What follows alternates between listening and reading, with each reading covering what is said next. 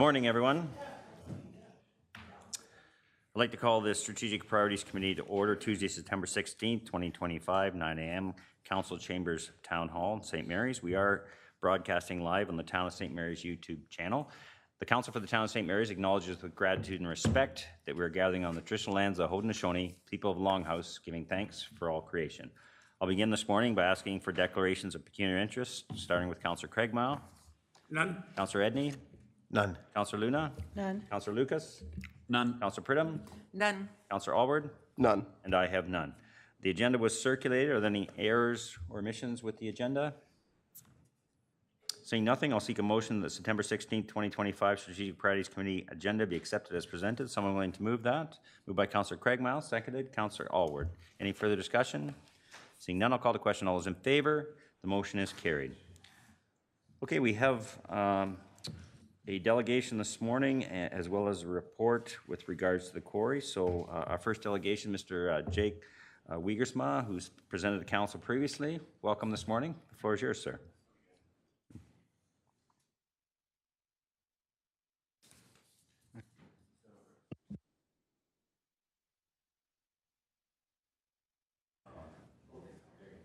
Good. Okay. Awesome. Well, thank you for meeting with me again. Different topic, same kind of scenario. We had recently spoke, was it last October, I believe, about the renewal of the Aqua Park. I'm here today to propose an amenity on the other side of the quarry, being the cable wake park. So I've owned and operated cable wake parks for the last 6 years. I've been involved, been owned and operated an events company in the wakeboard space as well. We have done events in Collingwood at the Side Launch Days Festival, where we did attendee lessons, professional competitions, things like that. And then we also, for the last 15 years, have been setting up and operating the Toronto Boat Show. So we fill up the Marley Stadium with water and set up our cable system. We do a professional competition, attendee lessons, and then daily demos and shows and things like that. What I'm proposing today, the proposal that I put forward is more of sort of like a business plan proposal. So we're not going to go through every single line on here. It just doesn't seem like a very valuable use of our time. But Cole's notes, really what I want to do is implement an activity for people that's more of an individual sport. So similar to skateboarding, it does create a level of confidence in kids that we see, especially in Sarnia, that they normally wouldn't have had they have not entered into this sport. Things, individuals that might not have really enjoyed team sports like hockey or soccer, or even those who do. One of our coaches is a AAA hockey player, and he's also a professional wakeboarder now because of what we have in town. The community sentiment that we've received over the last 10 years has been extremely positive. We do run summer camps down there. This year was a really stellar year. We were completely booked out, which tells me that the town and the city are very on board with what we're doing. Even speaking to people in town here, I think a lot of people think it's a really great idea. Now, logistically, I've done the measurements. I've looked into how that would even fit into the quarry site. From electrical perspective, we can tap into the current electrical that's in the boathouse there. And then the towers would run all the way across the body of water. We'll have anchor points on each side, and then the cable would run over top. So it's very minimal visibility from an outside aesthetic perspective. The only thing that you would really see are the in-water features. So we would have a small jump and a small little ramp for people to kind of develop their skills on. And then as for safety, all of our coaches are certified by Wakeboard Water Ski Canada standards. They have to go through a 2-day program, of which we are certified to certify staff members now. My business partner has been in the wakeboarding game for a very long time and is now pretty involved part of that process. So when it comes to certifications, will never ever really be an issue. And then as for safety, I think a lot of people think of boat wakeboarding, or that experience you had with somebody, somebody's dad when you were tubing and he took you way too fast and you got that concussion when you were 9 years old, or you kind of ate it when you were trying wakeboarding and you never really wanted to try it again. This is an extremely safe environment. So because of the force of pull, we actually pull people by their speed is determined by their weight. So for a small child, we're pulling them extremely slow. So they're getting up on the board, they're learning how to do, their turns and their corners, and we don't let them hit features until they've hit certain points, certain sort of guideline points.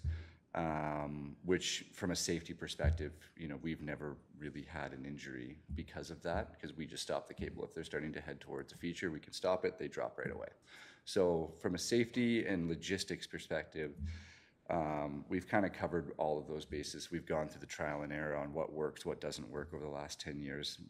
And I'm extremely confident that, with the right business partnerships, with the right marketing campaigns, with the right partnerships with the town, I think that this could be something to sort of revitalize that sort of, aesthetic aspect of the quarry, and also bring people back down. I think everybody I've talked to in the last few years, the sentiment is, and I don't know, I didn't grow up here, so I feel like a few of you guys have, like, that was the spot to go. You would live down there as a kid. And I think that my goal, should I, get the Aqua Park renewal and implement a wakeboard park, my goal is to make it extremely affordable for town members, to ensure that we can revitalize that area from a community perspective, but also with the goal of bringing in tourism to then stimulate some of our local businesses as well while they're attending. So even, I'm talking baseball tournaments, volleyball tournaments, all of the tourism that Stratford gets on an annual basis, which I believe is close to about 500,000. I think that we can probably pull some of that market share, because there's not really much to do there for kids in the summer months outside of the sport that they're playing. And I don't know if any of you have kids and have gone to those tournaments, that there's a lot of downtime in between games and before and after. So I think that, with the right communications approach, I think that we genuinely could pull quite a bit of tourism, not only from Stratford, but also from the London area, Kitchener, Waterloo. This is something that's very unique. In order to do it, you have to go to Sarnia, you have to go to Goderich, you have to go up north. There's nothing in this region that's like this. And I know that a lot of people, like our friends up in Goderich, like a lot of people come from London to go wakeboarding there. And I think that if they had a more accessible avenue to do that, where they could do it after their summer camp or on a weekend, to quickly come up 20-minute drive and do that, I think that we could probably form a pretty interesting partnership. And then the other aspect is events.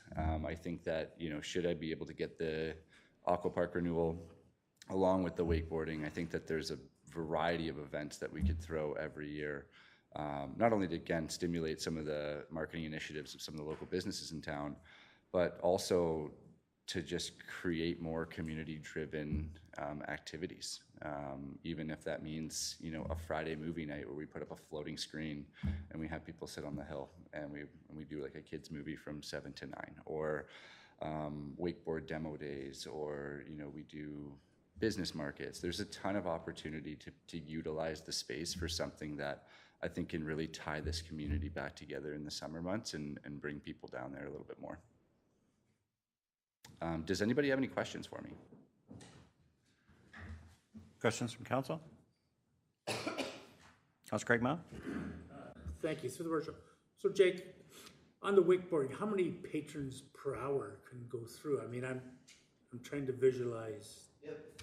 Yeah. So typically, we charge by the hour. So I mean, most people are beginner riders, so we're not going to get a whole bunch of pros that are coming down and utilizing the entire hour.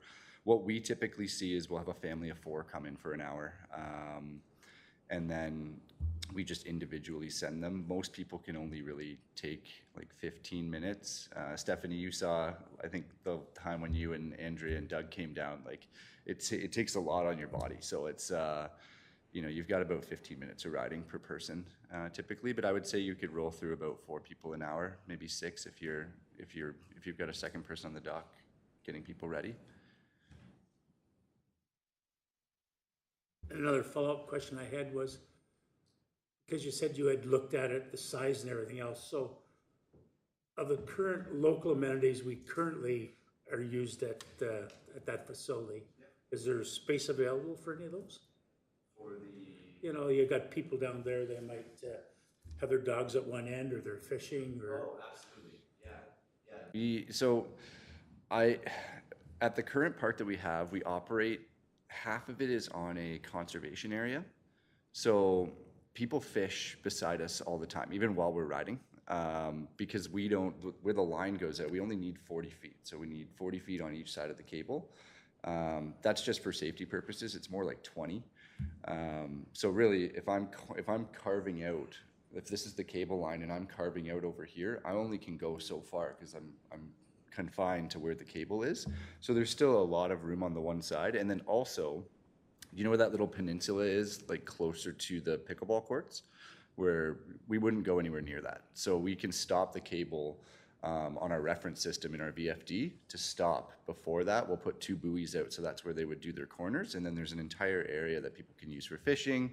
I'd be even happy to look at alternative, infrastructure donation to create maybe a dock there, so people, we can invite people in to actually fish there safely. Okay, any further questions? Councilor Luna? Thank you, Worship. Just a comment. I think it's a good idea. I think it's exciting to think about different things like this. Your timeline doesn't fit the timeline that we're being presented in the next report. So I think your timeline needs to shift, and it's probably a discussion with the next council. That's my opinion. I think the timeline that I put on there was more. Sorry, Jake, can you just say it? The timeline that's in the presentation is more of like a suggested or dream timeline. I mean, over the 5-year period, that's kind of what it would look like. It doesn't really matter when that 5-year period starts. I understand that, we need to do a lot of due diligence around there in order to get that place up and running to a spot where everyone feels comfortable. So there's no urgency or rush. I mean, I'm not going anywhere. I mean, I'm going to be here for a long time. So yeah, we're open to whatever timeline kind of works for you guys as well. I did not mention one thing. I'm so sorry. I know we kind of went to the questions. In this proposal, I did add paddleboarding. What I can see is a potential paddleboarding option on the back end of the quarry. So I know that it's not a very big space, but from experience renting paddleboards out for the last 15 years over in Sarnia, we have a lot of people who have never ridden a paddleboard before. They don't know how to do it. You don't really want to just go grab a paddleboard and hop in the river if you're not, confident in your swimming or just confident on a board in general or want to get wet. So this might be a great opportunity to offer a very cheap alternative to learn how to do that. So we can certify whatever staff members down there to make sure that they can properly instruct somebody on how to become a proficient paddleboarder during that period of time. And I think it just also might add to the amenities down there where you've got people, swimming at the quarry. They want to go for a 20-minute paddle and do that and try that out with their family and with their young ones. They can do that. So that was just also part of the proposal that I did not mention. I'm sorry. No, that's fine. That's great. Any further questions? Councilor Lucas? Thank you, through the mayor. Just 2 questions for you. You mentioned that 40-foot swath. Do you know what the width of that body of water is? I believe it was about 80. Okay. 80 to 100 based on the Google map measurement that I did. But even just, I hate to say the word eyeballing it because it's not very professional, but just looking at it and having set these things up for the past, I think I've set like 10 of them up now, 10 or 15. Yeah, there's more than enough room to operate and do what we need to. Okay, and then my follow-up question is, what's the infrastructure then that you would be requiring? Like, obviously you have to put something up to suspend the rope. So is that a steel, like you were talking anchor points, and is that posts that go up, or? Yeah, so we've got 2 towers. They look like 2 ladders that are stuck together. Then there's a pulley system on the one side and then a motor head on the other side. And so the way they're anchored is we have giant concrete forms with rebar in them, and then we anchor them to them. So we'll put like 4 or 5 or 6 on one side, 4 or 5 or 6 on the other side, anchor the points down, tighten the cable. And then for electrical, we would bring in a transformer in order to service some of the electrical needs that we have for our VFD system. And then it uses like $15 a month, I think, in electricity.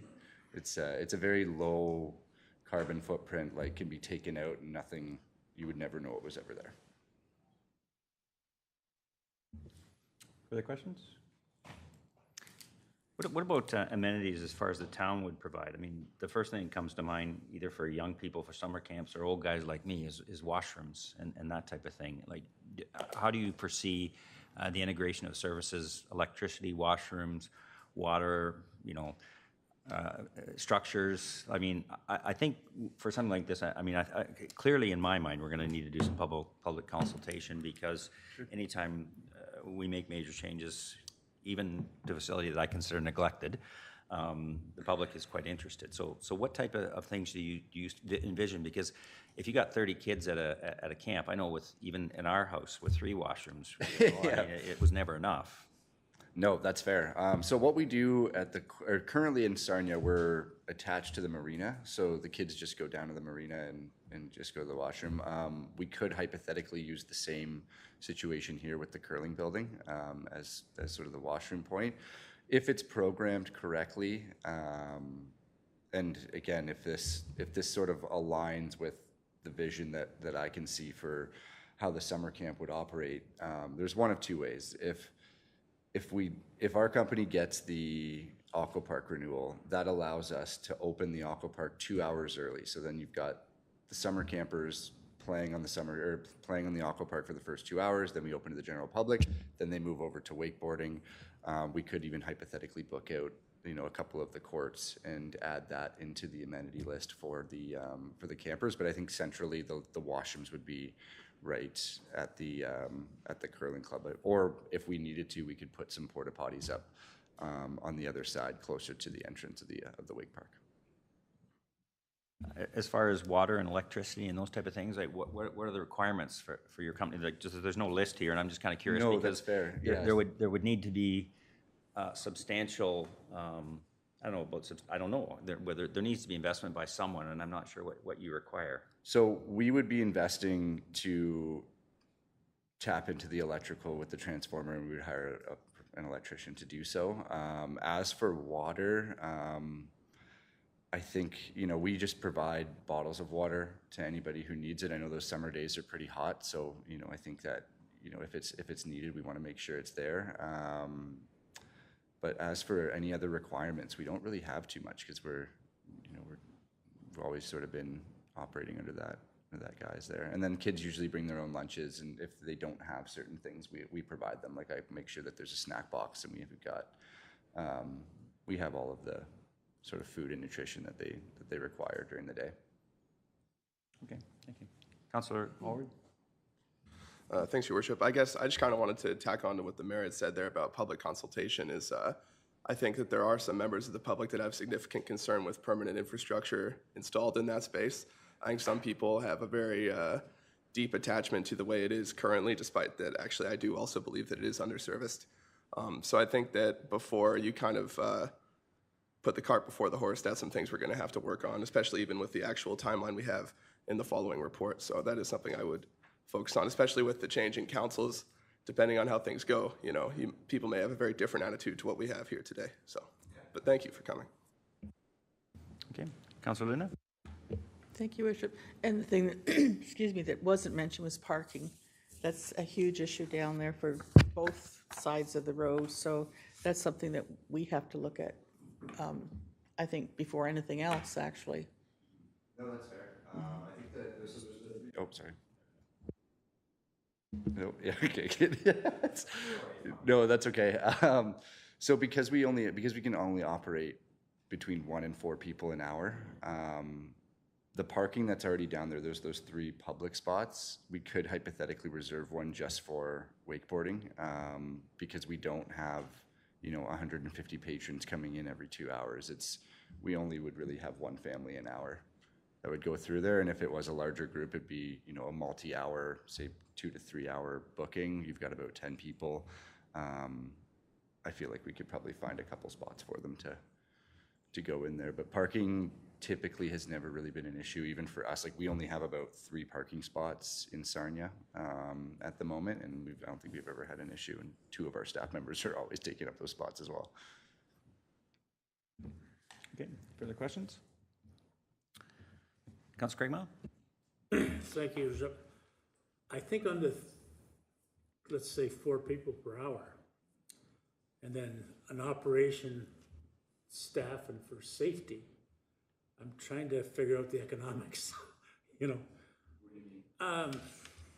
Because people aren't just gonna hook on and go by themselves. Somebody's gotta be there to, you know, operate the system, and with the length, you might need more than one set of eyes for water safety. I mean, I'm just trying to, and if you're only getting 4 patrons an hour, I'm trying to figure, well, you might have as many patrons as you do need staff.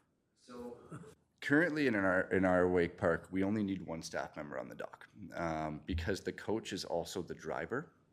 So you're sitting there with a little box in your hand, and then you're controlling the speed of the cable and the direction of the cable.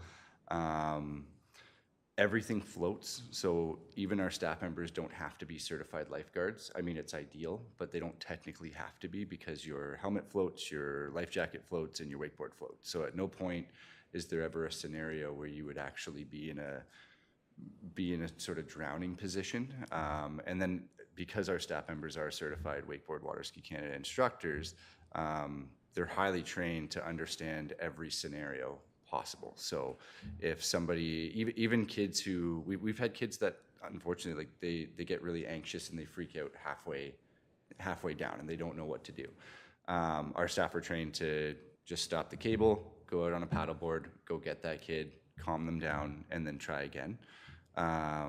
If we can, you know, get their confidence back up. But outside of that, from a safety perspective, we've never really had an issue from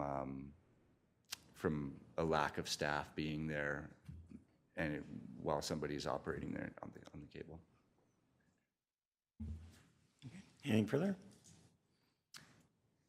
Okay, Jake, is there anything you wanted to add? Did we cover everything? No, I think I got it. Okay, well, thank you for attending this morning. This is something that we'll consider in our budget and further deliberations. We appreciate you taking the time to update us, okay? Awesome, thank you.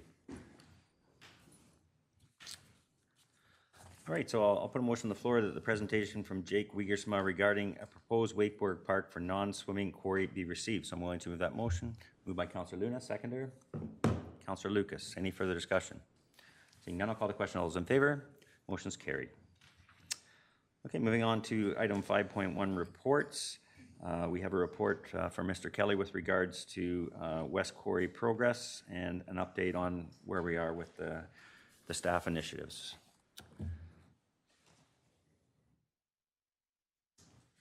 Well, he brought Jeff with him too this morning. I didn't see you there, actually. Thank you, Worship. So this is a follow-up report to the previous initial report on the rehabilitation of the West Quarry. We've listed the works to date. We've completed survey work. Stephanie's over there. She's ready to chime in. She's did the water sampling, and we're doing the bathymetric depth study. So we'll get a hazard scan this fall. And then since our last report, Mr. Wolf has found a funding opportunity for the town for reclamation of old quarry sites. So I'm going to ask him to give us an update on the funding possibility and what that scope would entail. And then once he's done, then maybe we'll loop back and just revisit the timeline that's in the report so everyone's clear of where we're sitting today. So we're pretty fortunate, I guess. We have some good news since the last time we've talked about this. One of the big concerns we had was the estimated cost of the the rehabilitation of the waste material at the site. We were able to find an industry partner. They're called Torque. It's the Ontario Aggregate Resource Corporation. They're a trustee of the Ontario Aggregate Resource Trust that is used to help abandoned sites restore their site.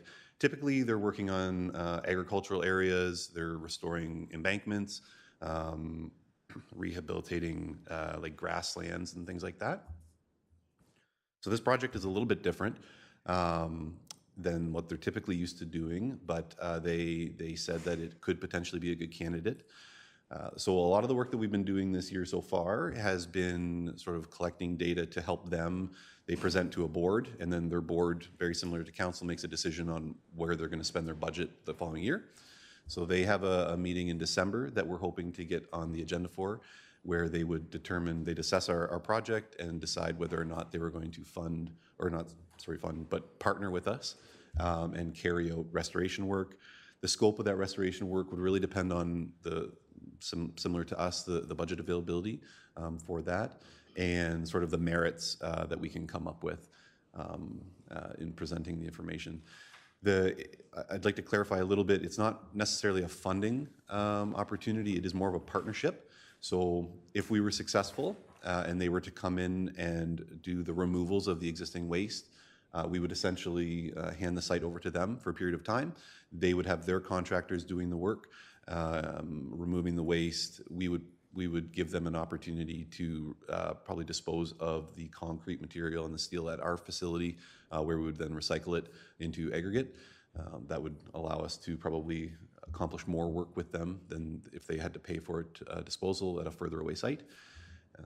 So there would be a period of time. We've talked to them about the intricacies of the traffic, the nature of the traffic in the area. So if we were to be successful, their work would occur prior to the summer season or in the fall after sort of Labor Day, when the traffic sort of calms down a little bit. We don't think we'd want them in there in the heat of the summer. So right now we're just working on getting them some final numbers for the volumetric analysis of the amount of waste material. It's floodplain, so we can't necessarily change the total volumetric area that's consumed by fill in that space. So the amount of fill that we're able to bring in and sort of restore the area will depend on how much material we're going to remove from the area. So it's very important for budget and overall scope as to getting a pretty good handle on the volume of concrete and steel to come out.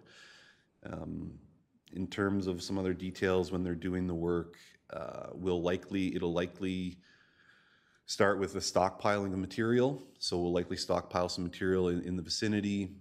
They would need to remove a pretty good section of the fencing along the trail side.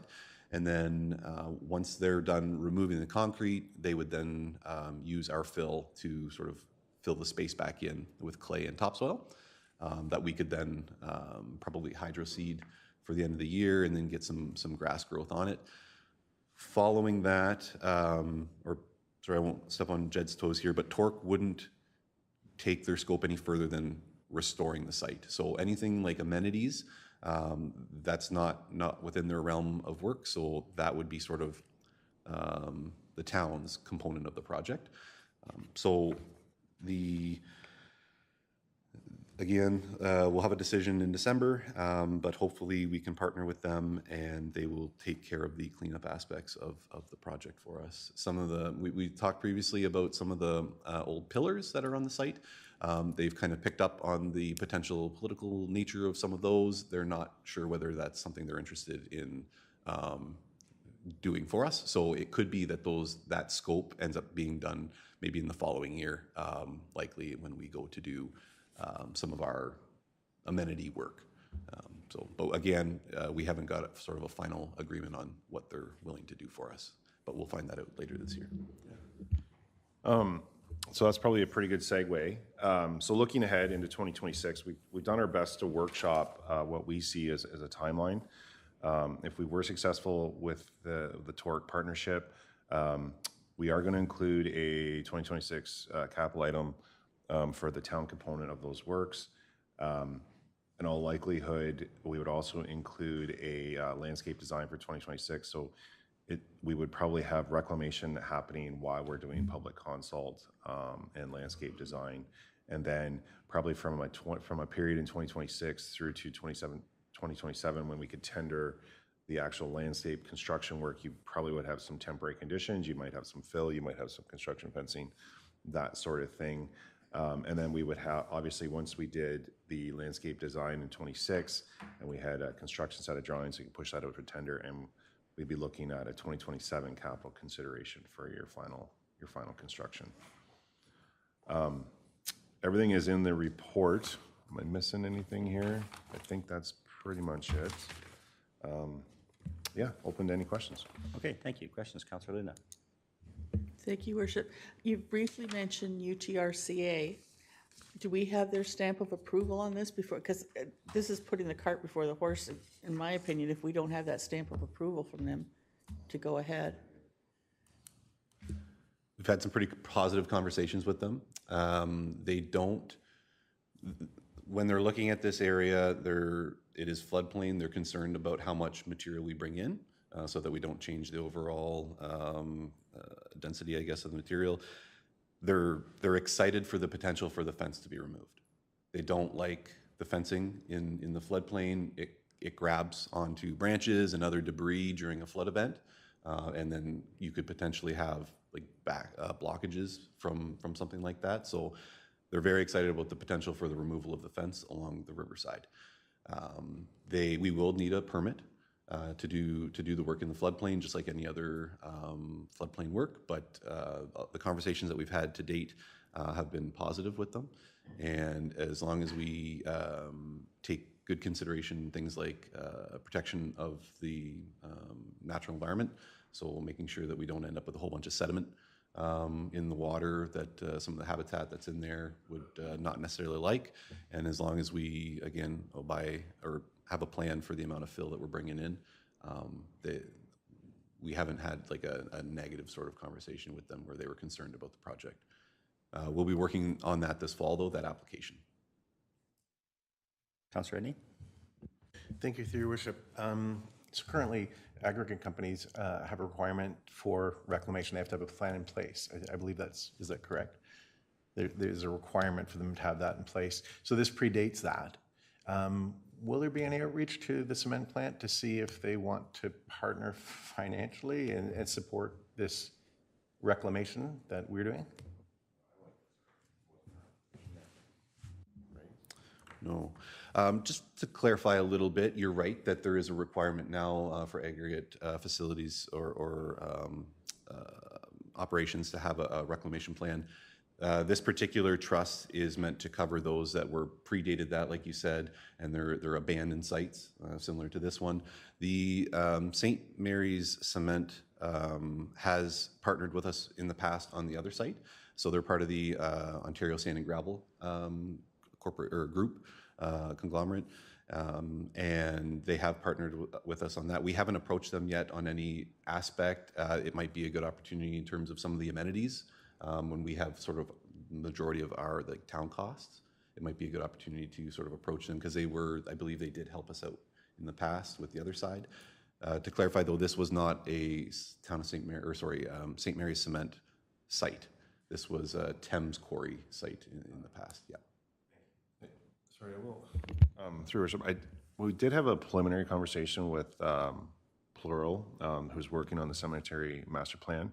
They do some work with our Laura Gorge, and then we did have a conversation about when we get to the final landscape design, could we have it so that it's like a la carte, and we could have different components added. So as of day one, maybe the town would just do, we do the bare minimum, and then we have opportunities where this is a picnic area, can be funded by this business or this business, because we do seem to have lots of community and corporate citizen support where they want to come through with donation dollars. So we were wondering if we could kind of compartmentalize the project in that the build out might take 5-6 years until you find all the funding for it, conceptually. Councillor Luna? Thank you, Worship. Can you just clarify, Jeff, what you said about the UTRCA and the fencing? Because I know this is way down the road, but eventually there will be a fence there, will there not? There would have to be for safety reasons. Through your worship to Councillor Luna, our expectation is that the chain link fence will be removed, and then the site is 300 meters long. There are different opportunities, I guess, along that 300 meters where There's the potential for sort of a gradual slope down to the water in some spots, and then other areas there's like a shear face where there's less opportunity for sort of those at-water improvements. So we expect there could potentially be sort of a mixture of improvements that you make along the side of that water. Some could include like handrails, very similar to the one Outlook that the one of the community groups built, where there's like the fishermen fish off of. So you could have more aspects like that along sections of the water, and then you may look at potentially naturalizing some areas with shrubbery that people don't like, like a buckthorn or something where nobody's going to want to walk through, kind of thing.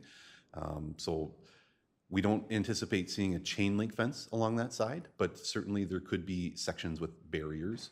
But when we originally brought it up to them, they were excited about the potential for the removal of a chain link fence. They didn't seem to like that. Did you ever hand out Councilor Lucas? Councilor Brennan, sorry, I didn't know. Just a question about their reluctance to get involved with taking down the towers. So if they came in and did some work agreed to, would the towers still remain, and then we would have to come in with another crew and remove the towers after their restoration work was done? Or would we do it first, or would we somehow collaborate to get it all done at the same time? Yeah, that was sort of just an off-the-cuff comment that they said. They were like, "Oh, we saw the paper or whatever." They weren't sure exactly which direction they wanted to go with that. So we'll explore that further.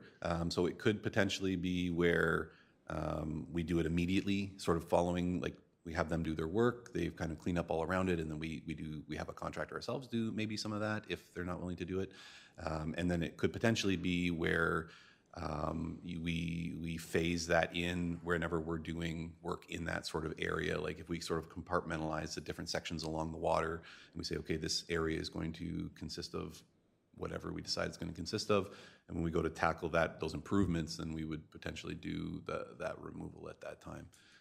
There's a couple different options that we don't have like good detail for you at this point, but hopefully you can bring that forward either probably early in the new year after we hear back from them. Councilor Lucas? Thank you, Sir Mayor.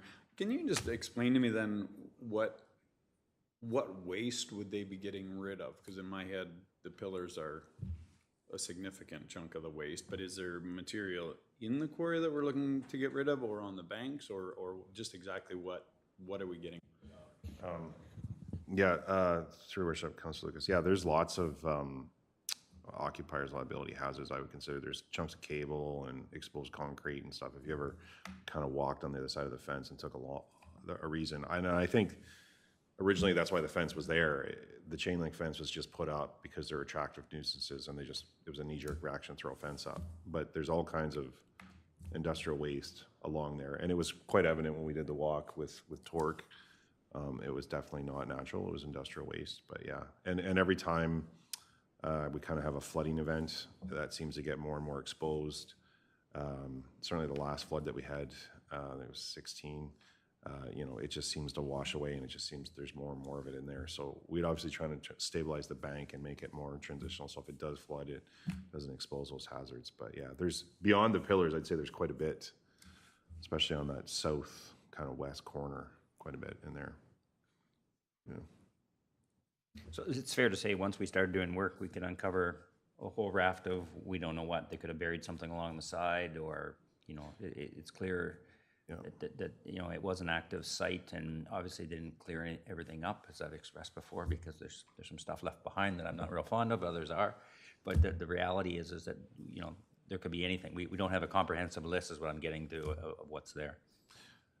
Yeah, and my understanding is we can remove it. If we scoop it out and we want it removed, we just have to replace it with the same amount of volume.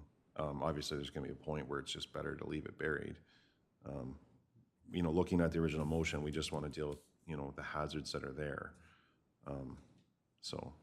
And I think when I see the vision, I kind of look at our other systems. I look at the mill race and stuff where you have like warning rails and things like that. We have other areas where there is hazards. There's drop-offs, but certainly if you no offense is perfect in any aspect, but I think we'd want to definitely identify those hazards and just make the space more approachable. Councilor Pridham? Yeah, there are a lot of unknowns in that space, and the unknown of what's under the water, we really don't know what kind of stuff is remaining there. Yeah, through your worship. So Stephanie's been working on that, but we do have a multi-beam sonar happening this fall. So you'll see a little boat in there, but we should have a good picture of what's under the water. We suspect there is some previous industrial use materials and then probably fallen trees and that sort of thing. So you'll be able to get a scope of what the depth of the water is, and we'll have a clear picture of the bottom.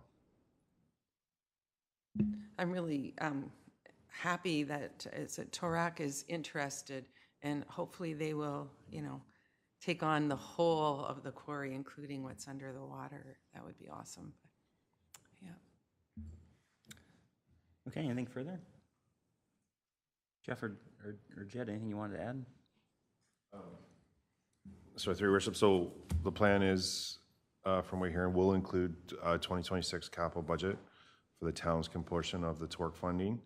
And then in 2026, we'll include landscape design so that we can at least come up with a concept. And then that would be, we'd end up with a construction set for 2027 capital consideration. So there'd be a multi-year capital plan, but that's it in a nutshell. And just as long as council's okay with, we might have an area where we have some construction fencing and things like that up between 26 and 27 construction windows. Okay? Okay. Anything further from council? All right, thank you for the update.